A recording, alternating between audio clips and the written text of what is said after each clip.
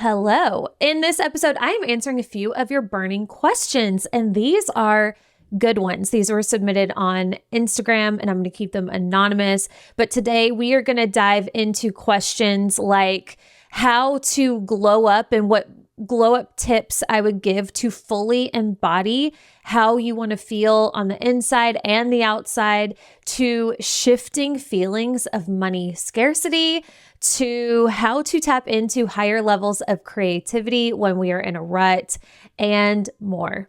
This is going to be a great episode. Let's go.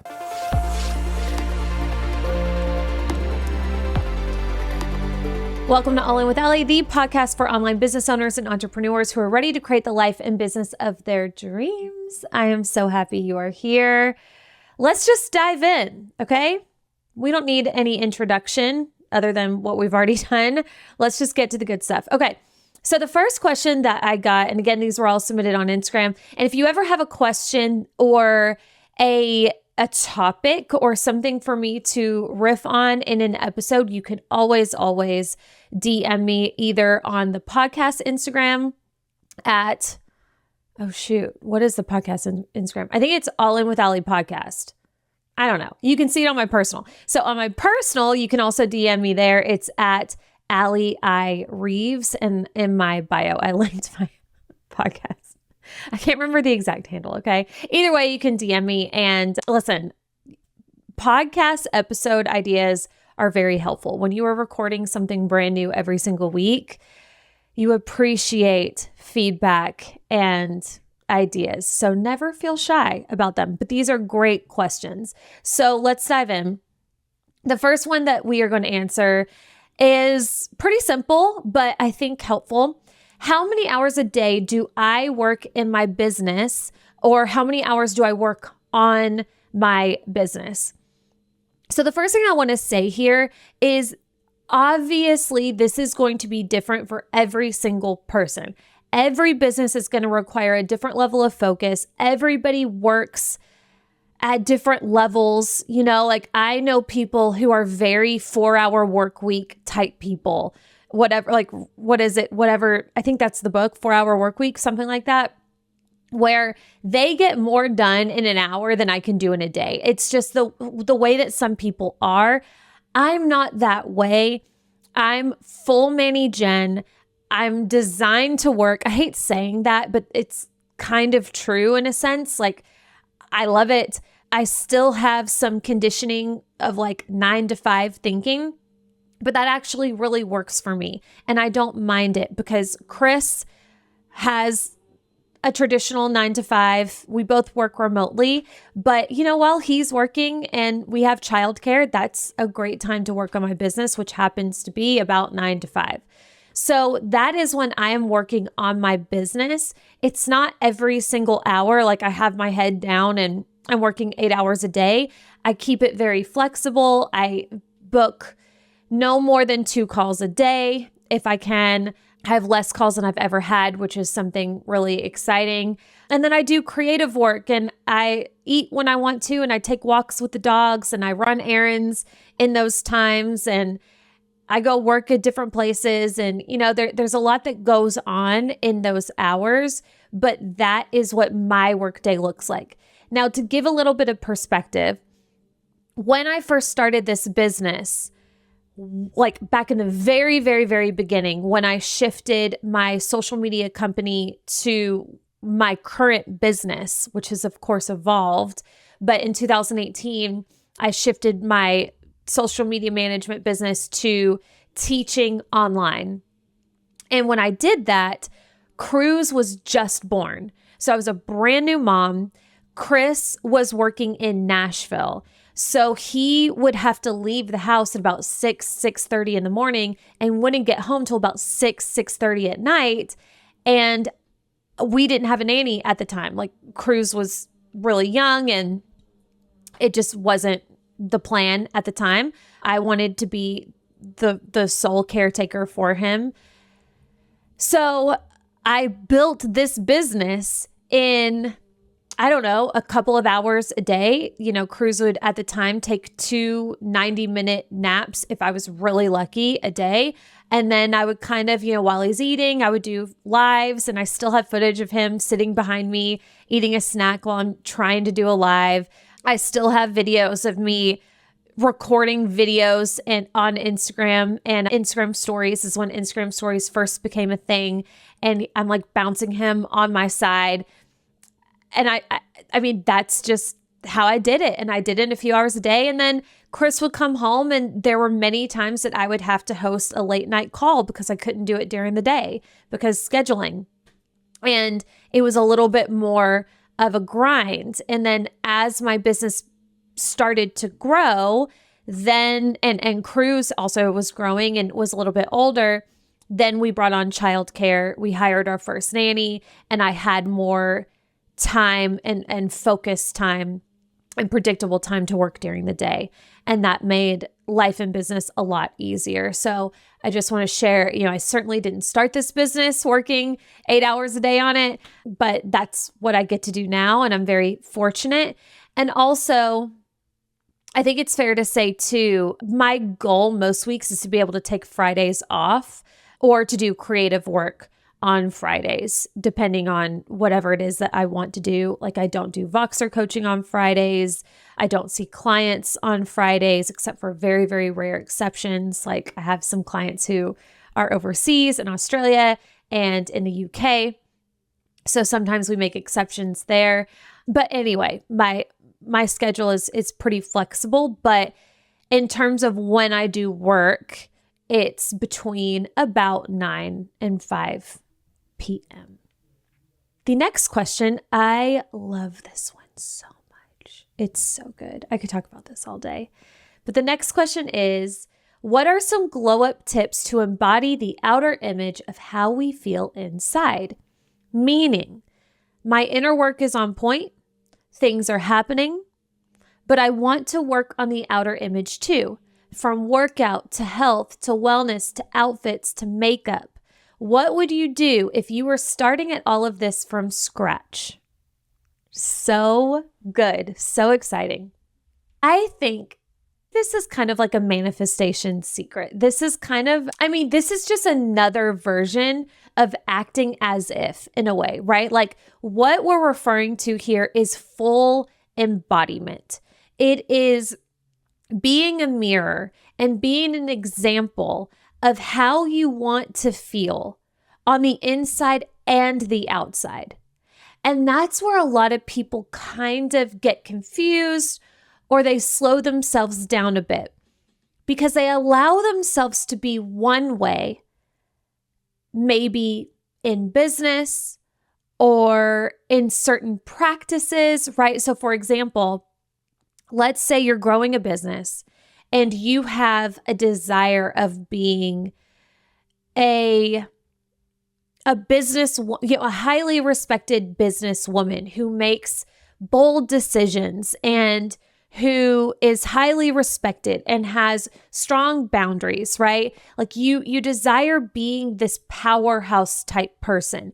And you allow yourself to be this way in business. But then as soon as, 5 o'clock runs around, or as soon as you're done in your personal life, you don't hold the same standards. So then it's like this weird dualistic, it's simply not fully embodied. And I'm not saying that you have to be powerhouse alpha female in every aspect of your life, right? Like I feel like I'm very masculine in a lot of ways and quote powerhouse via my business, but then like I want to be softer and more feminine in my relationship with Chris. So that's not what I mean, but I mean like your standards for life. You have certain standards in some areas, but then you let them get soft and bleed in a way that doesn't serve you in other areas. And it simply just isn't fully embodied yet. And sometimes it takes some practice. So with this question, that's what I'm hearing is like, I feel so great on the outside. I'm feeling how I want to feel, on the inside. I feel so good. I work so hard on my mindset and my internal state, but I'm noticing a discrepancy on my outer image, and I want them to be fully embodied together. I want them to be a match. And this is such a beautiful thing. So the next thing that I want to say is this is going to be different for everybody. So some women, like myself, it is very important to me how I look on the outside. It matters to me. It's valued to me. The better I feel on the outside, the better I feel on the inside in a lot of regards. It makes me feel confident. I have a lot of pride in my outer image, and I always have. And I see personally nothing wrong with this. But some people, they don't feel the same way, right? It's not the same level of value, and that's okay too. So everything that I'm about to say moving forward for this question, I don't want you to hear this and feel like you need to do the same things and feel like you're doing something wrong if you don't value what I value and what this person who's asking the question values. If you feel good with you and you're proud of yourself, that is all that matters. All that matters. But this question is coming from, I feel really good and I'm ready to take it to another level in this area of my life, which happens to be, what sounds like the outer image part of this woman's experience. So to answer the question, what would I do if I were starting all of this from scratch? First thing I want to say is I want you to have fun with this. You don't need to do this all overnight. You don't, it doesn't have to be this thing where it's like, okay, all of a sudden I need a new wardrobe and I want my place to look different and I need the car that matches the vibe and I need all of these things. You get to have them, but I don't want it to feel, and I don't think I think it does us a disservice when we feel like when it's not there, that you're less powerful or you're less something. You're not less anything. It's just you get to want these things and you get to create them. But have fun with it. And the second thing that I would say, and if I were to do this myself, and I am doing this myself, is I would simply be super intentional about what it is that I buy and what it is that I put on my body and in my environment. So being fully honest, I certainly go through phases where I'll buy like the fast thing. I'll buy the Amazon thing. I'll buy the trendy thing on TikTok when I'm on TikTok. I'm not anymore. I will get the thing on sale. I'll walk through Target and I'll grab, a couple of the cutesy little trendy things. And then, or I'll buy, the trendy jacket or, the Amazon set that I saw the influencer promoting. And it's fun in the moment.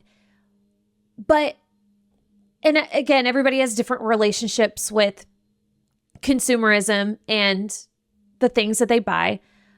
But there's a frequency to everything, right? And I mean, I will tell you, like every single week, I am taking a trash bag to my house every single week between like the random toys and little tiny things that the boys accumulate from like going to the grocery store and getting something or like something at school that they're making.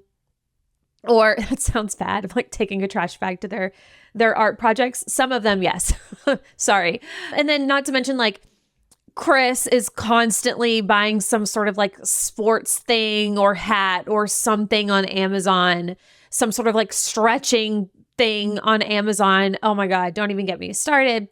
But I contribute to the issue too, like little things like we all get caught up with the influencer that we love and, we're buying the thing, but I want to take a trash bag to my house every week because there's so much accumulation with crap that I just feels, I don't know. It just, and you can't really put a finger on it. But if I had to guess, it's because it's not made intentionally. It's not made well.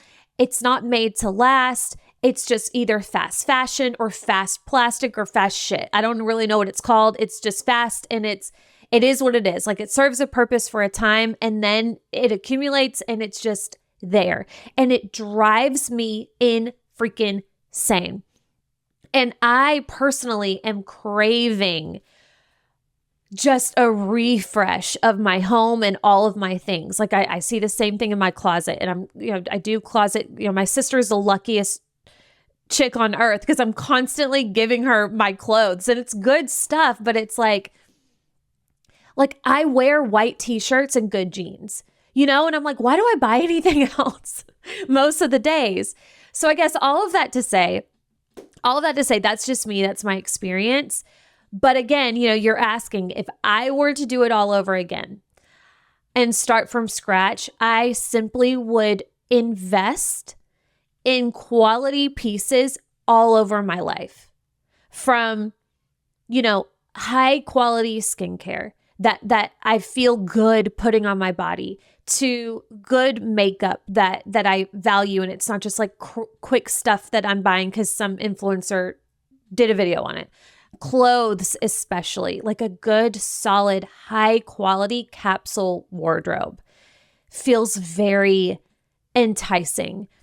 High quality bras and undergarments and shoes, and not saying like everything has to be designer. That's not what I'm saying, but just like, that you like the brand, you maybe value how it's made, you like how it feels on you. Like I have jeans in my closet. Like I have my go-to jeans. I have so many jeans, it's actually disgusting. And there are some of them, I like how they look on me. I hate how they feel on me. Like something about Levi's, for example, I love. They're just classic. They're so well made and they just feel good on my body. And they're not crazy expensive. They're, middle of the road, depending, probably lower of the road, but they're so good. But then I have some jeans from Zara, and like they might be cute, but they feel so icky. And if you go and you do some research on how these are made, and I don't know how Levi's are made, but I think there's probably a difference. So to me, that's what I personally in this stage of life, I'm really craving. I have a client right now, and she is a feng shui expert. And she actually, I'll have to bring her on the podcast. And I'm working with her behind the scenes. I'm working with her very closely right now. And we're working on some of her offers. And she's about to do this masterclass about how to color code your house based on energy centers and based on your birthday and your family's birthdays and how you want to feel in certain rooms. And it's stuff like that I'm like, yes, like full body, hell yes. Like I'm going to my client's masterclass and I'll probably be a client of hers. That's where I'm at. So to answer the question, if I were to start from scratch, and if this was really important for me, for my outer world to be a reflection of my inner world, it would come down to higher quality, higher frequency, everything.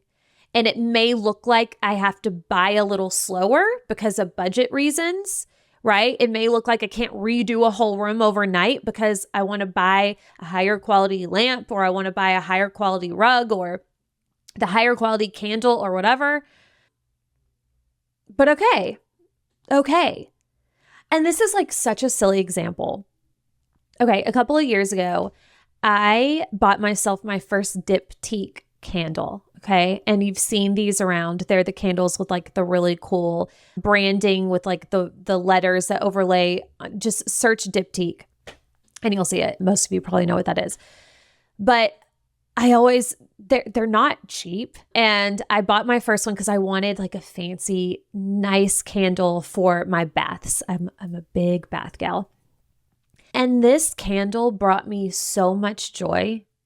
I can't explain it. Like the way that it came and it was packaged and it lasted a long time and it smelled lovely and it wasn't overpowering, and it was the candle itself was beautiful and I loved the aesthetic of it.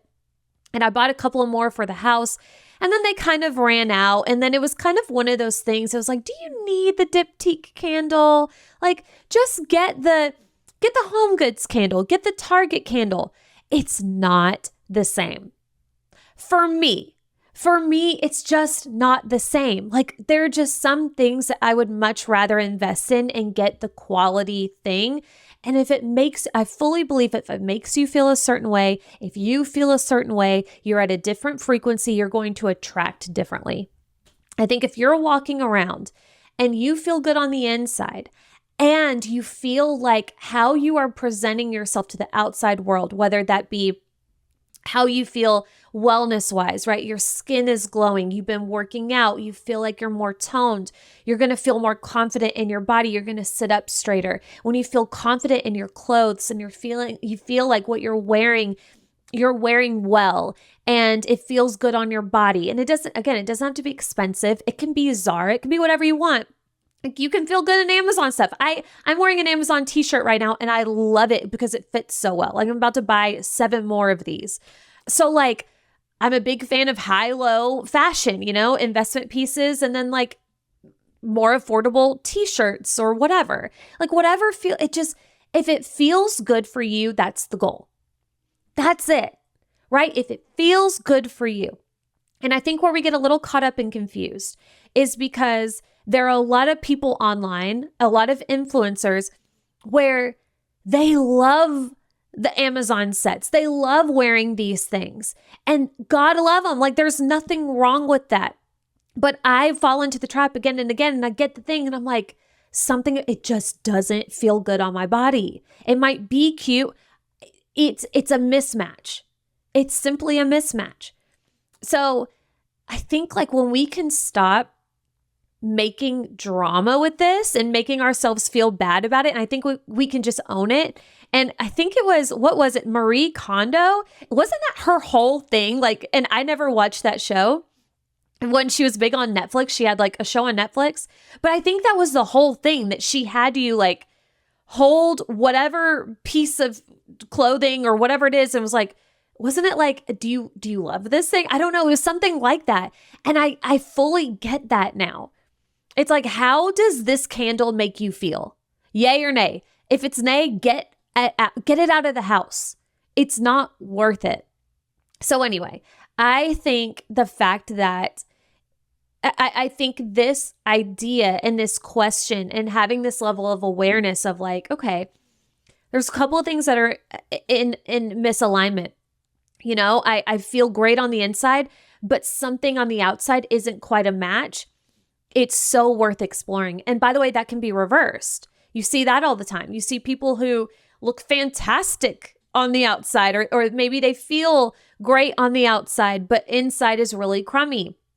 That needs to be addressed too. So this can go in so many different directions, but full embodiment is the goal, because the more that you're able to show up as the version of who you are becoming, right? That's what becoming means. You know the version of yourself that you are evolving into, and you allow yourself to start showing up as her today in as many ways as possible, not only in the moves that you make and the thoughts that you think and the beliefs that you're adopting, but also outer reflections as well, in terms of your appearance, but also your environment too. Such a good question. Thank you for asking that. Okay. Next question. I am someone who is generally positive regarding money flow and my relationship with wealth and abundance, but I can't help but recognize that the past few months have felt more difficult when it comes to attracting clients and my usual levels of sales. How do you maintain a healthy frame of mind when reality seems to stubbornly show you otherwise? Well said. Fantastic question. First of all, this is so relatable. Okay? Any business owner that tells you they cannot relate to this or hasn't been able to relate to this in one way or another, I would say is lying. I mean, it's just like, it is what it is, right? Like we've all been there. And the reason why is because money is meant to flow. Money is constantly going in and out. It is energy, right? So think of an ocean. Think of a wave. It goes in, the tide goes in, it goes out, but it always comes back in, it always goes back out. Same thing with breathing. Okay. You're going to breathe in, but the only way that you can breathe another breath is if you allow it to breathe, to leave your body and then breathe it back in. You can't just breathe in and hold it there. You can't just make money and hold it there and expect for money to continue to flow. So money is energy. It's always going to flow in and out. So when you can understand this, it allows you to have I'll speak for myself, it's allowed me to have a less firm grip on money, because I totally have fallen into the trap of like, I would make some and be like, oh my gosh, I'm so scared that if I let it go, it's never going to come back. And that tells you everything that you need to know right there, that you're scared that it's not going to come back. That's what we need to address, right? Like when you take a breath, you're not afraid that when you breathe out, you're not going to breathe in again. That's, we're not afraid that the ocean, it's the same thing. It's the same thing. So right now you're having a money flowing out moment and it wants to flow back in, but how you're feeling about money and what you're choosing to focus on is a discrepancy. And it's a little bit of a tiny, tiny little block with money trying to flow its way back to you. And it wants to flow its way back to you. Okay? You have so much frequency in you that is such a match to mass amounts of wealth.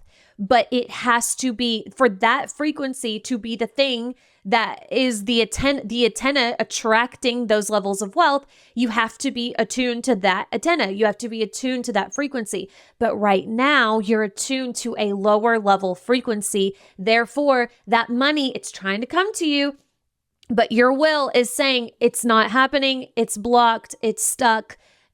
The economy, this, the presidency election, that, and it's blocking it straight up. So what I would love to remind you of, and here's the thing, you don't have to believe this.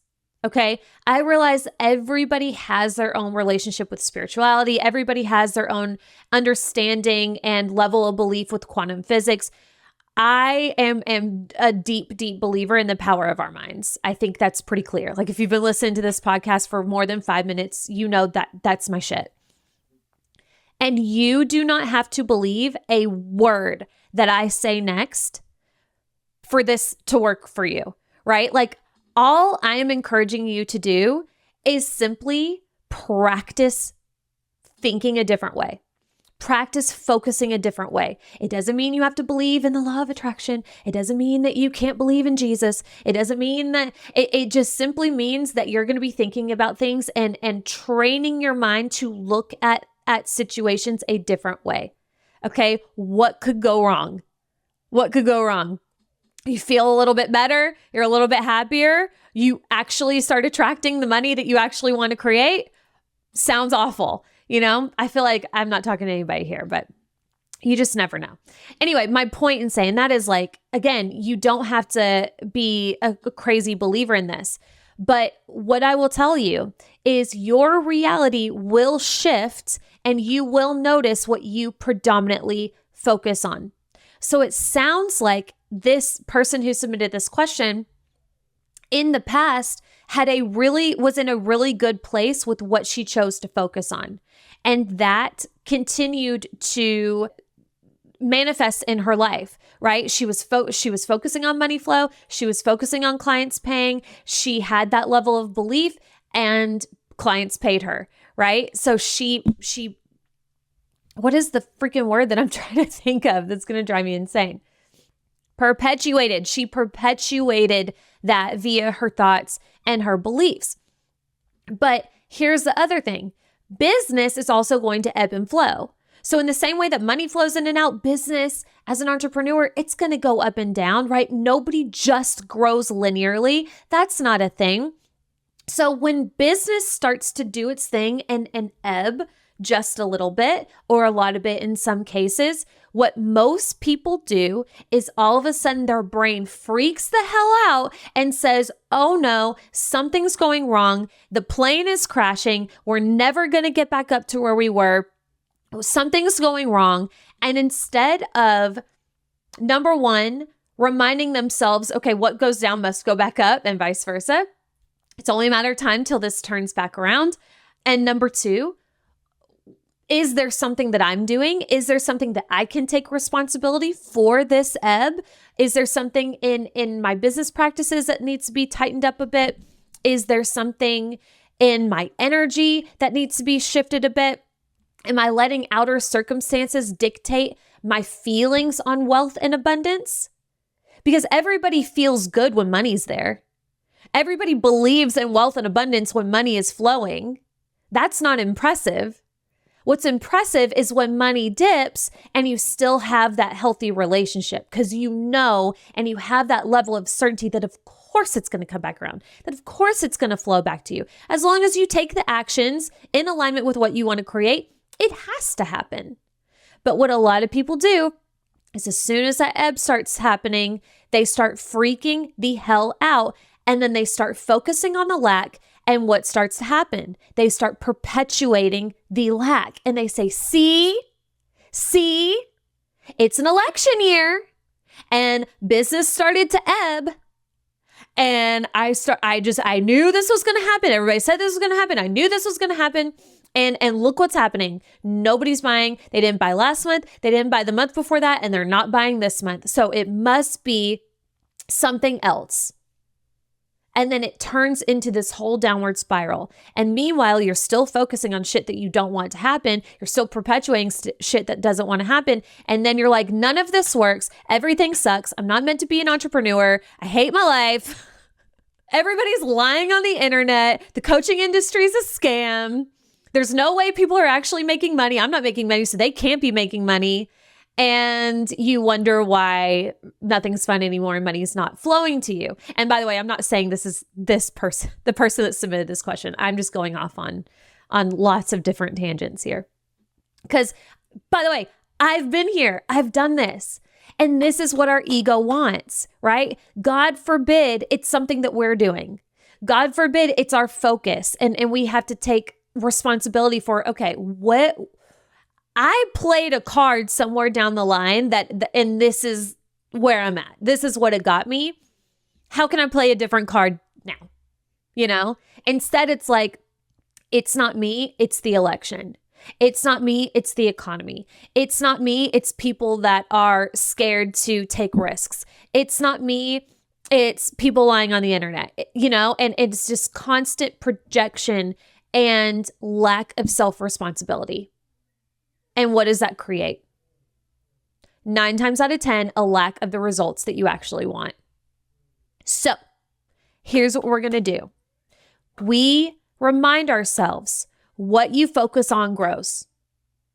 I know for a fact, even if sales aren't exactly where you want them to be, there are so many things you could point out right now that are going right. There are clients that are paying you right now. There are people in your world, maybe they're not buying, but they're inquiring about working with you, which means that they want to work with you, but maybe that offer or this specific time isn't the perfect time for them.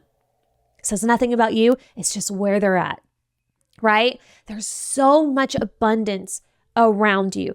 Can you start to shift? Can you take off the shit goggles for 5 minutes, put on the rose ones, and look around and change your perspective of the situation? That would be the best thing you ever do.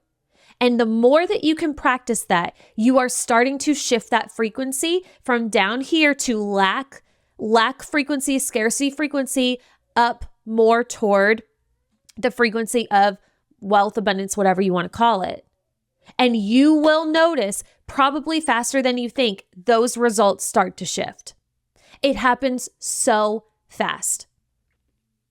The fastest path to this, if you want to do like a,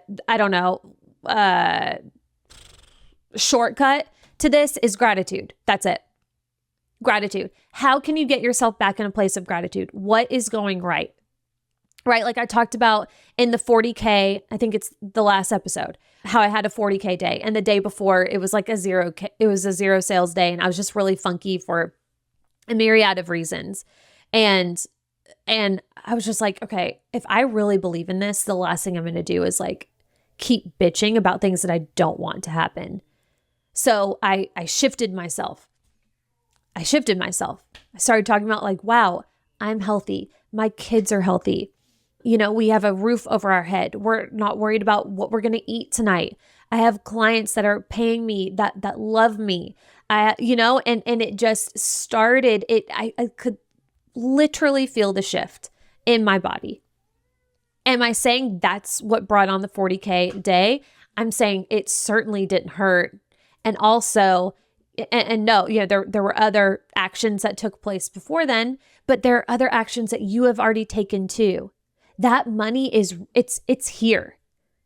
It is so close. Like if you only knew, and it would be fun for you to play with, right? Like if you only knew how much money was one move from happening to you, one move from like a pile of money.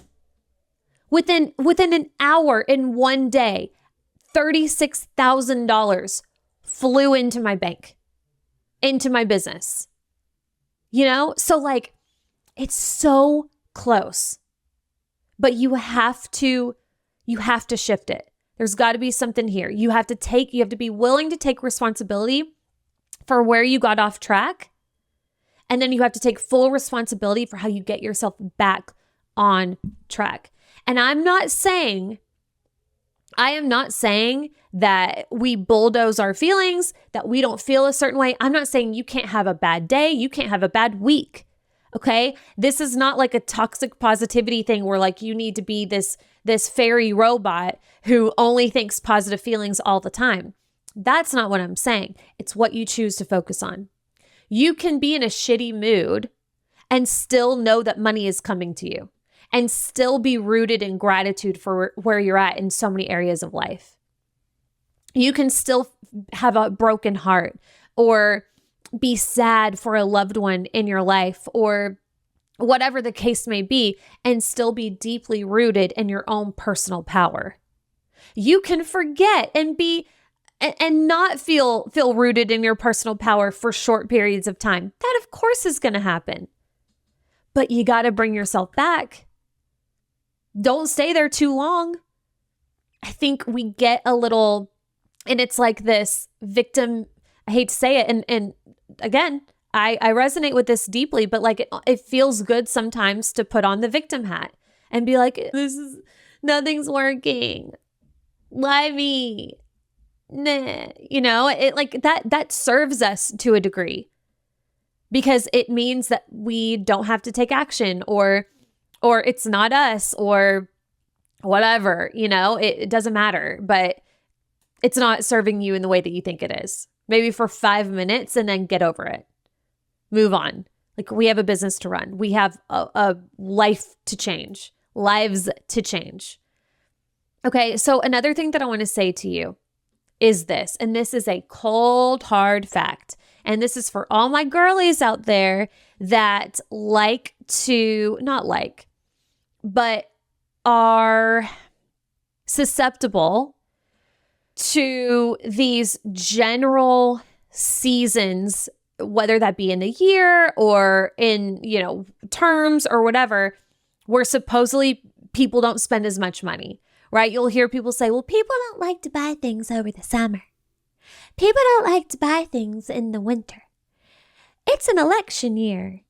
It's a down economy. It's an up economy, so people don't like to buy things. It's like, what? Okay, when do people like to buy things? Because last time I checked, bitches don't stop buying things, okay? Do you know how much money is being spent constantly? I had 2 people in one day spend $18,000 with me. $18,000 paid in full. And you're telling me people don't spend money right now because of an election? And you're like, yeah, but that's 2 people. Come on. There are so many people who are unaffected by these situations. Like, are there groups of people, unfortunately, that yes, are more fearful or are more impacted by certain seasons and certain times of the economy and whatever, in election season? Yes, of course. of course. But it's not just because of, it could be anything. It could be because it's raining today. And, so like, who are you speaking to? Who are you trying to sell to? If you are focused on people that aren't spending because it's an election year, that is who you are speaking to. That's who you're focusing on. I'm saying broaden your focus. Stop looking at the subset of people that supposedly aren't spending money, which by the way, they are. People buy what they want. So if they're not buying with you, it's because there's something about what you're selling that they don't want. That's okay. You can shift your messaging, or you can focus on selling to people who are buying what it is that you want them to buy. But people are always spending money, and mass amounts of it. There's so much money circulating, it would make your freaking head spin. And you know this. You know this. But the more that you continue to put on the victim hat and cross your fingers and pout and say, nobody's buying, and again, I've been there, but that's going to keep you there. And you're just going to perpetuate it. And if that's what you want to do, fine, but that's not what you want to do. So take the hat off, zoom out, and realize there are millions of dollars circulating. You could have $1 million day if you set your mind to it. I know women who have, and they are no different than me and you. They just don't have rules and regulations in their mind for when and how much money they can make.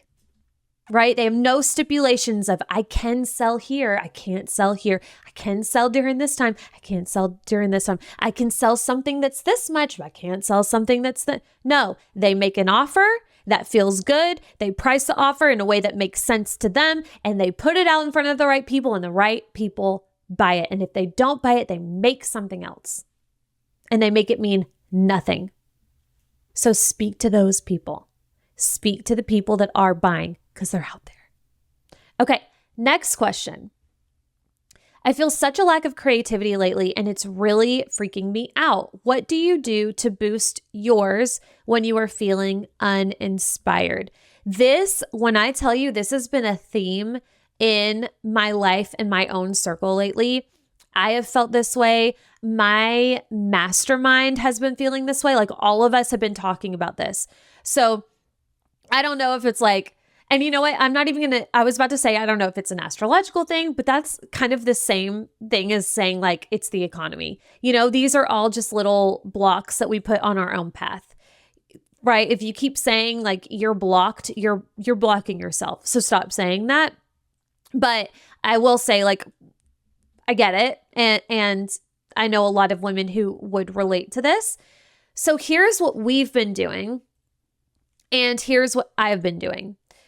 First, one thing, a correlation, anytime I am feeling a lack of creativity or just like really uninspired when it comes to what it is that I'm putting out into the world, a direct correlation every single time is because I'm spending too much time consuming. I'm spending too much time on my phone. I'm spending too much time on social media, and I'm not taking enough time to myself. This is something that I struggle with anyway, just as a human. I have a pretty decent addiction to social media, and I'm dealing with it, and to my phone, and I'm dealing with it. But it also ebbs and flows. And again, any time that I'm feeling this disconnection to my creativity, it's because I am having more of a connection to other people's creativity, to other people's creations versus taking the time to create my own and to have my own original ideas and my own time to think.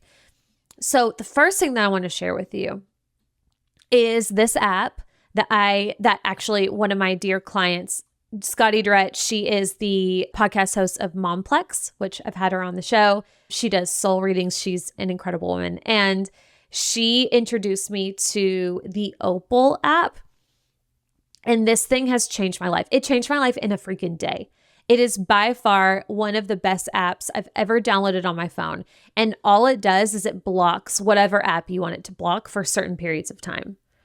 So you can have like working hours, you can have morning quiet time, you can have, you can set these blocks, And then you simply just tell Opal what apps you want to be blocked. And during these times, you can't click on these apps, or you can, but a different screen will come up. It'll be like a screen that Opal designed, and it's something motivating. And it's like, create your own stuff, not consume on Instagram. It's just like these really helpful reminders of like, oh yeah. Because what I found after I downloaded this app, what was so annoying and really it just really showed a lot was how often I would unconsciously grab my phone and tap on these apps like completely unconsciously, right? Like that's super concerning.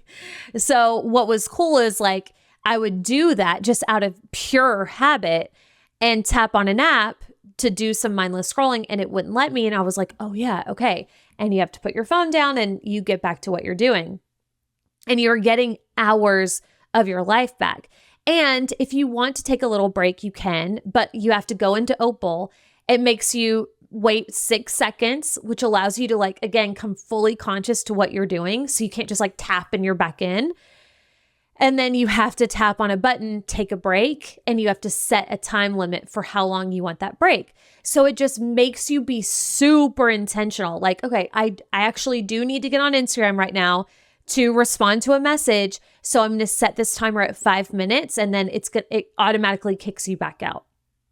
So it is brilliant. Like the interface, everything about it is so well done. And I've gotten hours of my days back. I do this, I put it on at night so that I can't like randomly just get that dopamine hit while I'm dealing with my raging children in the witching hour.